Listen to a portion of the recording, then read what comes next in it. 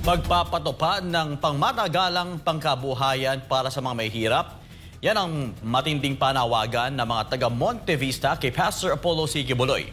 Naniniwala silang siya ang leader na may konkretong solusyon sa kahirapan. Kaya't buo ang kanilang suporta, hindi lang sa buting pastor kundi pati sa buong senatorial slate ng PDP Laban. Alamin natin ang pinakuling kaganapan mula sa Monte Vista kasama si Jomel Santos live. Magandang gabi, Jomel.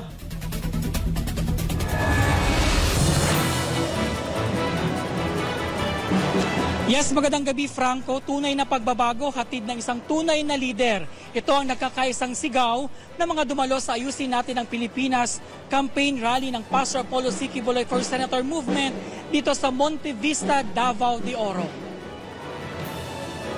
Hindi matatawaran ang init ng pagtanggap ng mga taga Monte Vista sa mga programang inilatag ni Pastor Apollo C. Quiboloy. Para sa kanila, ang mga proyektong ito ang susi sa pag-asenso at pag-angat ng kanilang kabuhayan oras na mahalal siya bilang senador. Sa paglapit ng araw ng halalan, lalo na ring tumitibay ang pagkakaisa ng mga botante sa Monte Vista. Malinaw ang kanilang paninindigan.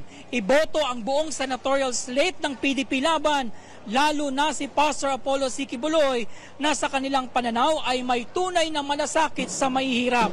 Hindi rin lingid sa kanila ang mga negatibong balitang kumakalat. Ngunit sa kabila ng mga ito, bakas sa kanilang mga mata ang paghahanap ng kasagutan. Bakit nga ba tumatakbo si Pastor Apollo? At habang papalapit ang eleksyon, isang bagay ang malinaw sa kanila. Desidido silang manindigan.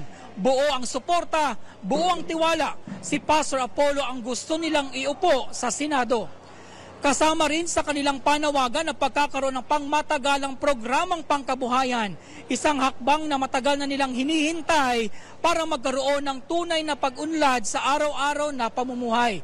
Para sa mga taga Monte Vista, hindi na kailangan ng maraming paliwanag ang mga konkretong resulta ng mga nagawa ni Pastor Apollo C. Quiboloy sa Kingdom of Jesus Christ ang pinakamalinaw na patunay na kaya niyang maghatid ng tunay na pagbabago.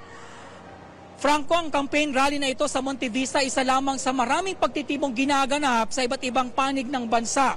Kasama ang siyam na senatorial candidate ng PDP Laban na buong-buo ring tinanggap ng taong bayan.